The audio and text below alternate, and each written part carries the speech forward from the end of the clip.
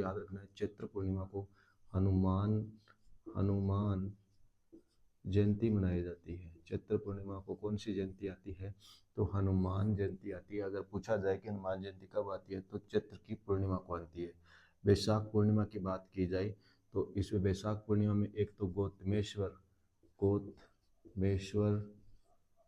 गौतमेश्वर मेला लगता है और एक लगता है मातृ कुंडिया का मेला। मातृ कुंडिया का मेला लगता है। और इसी को एक दिन एक और लगता है, एक आती है बुद्ध पूर्णिमा। वैशाख पूर्णिमा को कौन सी पूर्णिमा आती है? तो बुद्ध पूर्णिमा। और इसी को वैशाख पूर्णिमा भी कहा जाता है। ये भी ध्यान रखने योग्य बात है। वैशाख पूर्णिमा ज्येष्ठ की हम पूर्णिमा को मनाई जाती है कबीर जयंती। ज्येष्ठ की पूर्णिमा को कौन सी जयंती मनाई जाती है? कबीर जयंती। अगर पूछे कि कबीर जयंती कब मनाई जाती है तो याद रखना है ज्येष्ठ की पूर्णिमा को मनाई जाती है। आषाढ़ पूर्णिमा की बात की जाए तो गुरु पूर्णिमा होती है। कौन सी? गुरु पूर्णिमा मनाई जाती है। ये बात याद रखने योग्य है और महत्वपूर्ण भी है।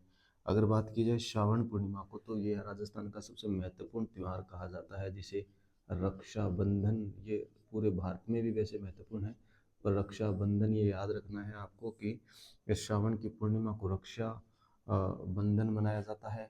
और संस्कृत दिवस भी इसी के दिन मनाया जाता है। संस्कृत दिवस हो गया। एक सत्य पूर्णिमा कहा जाता है इसी को सत्य पूर्णिमा कहा जाता है।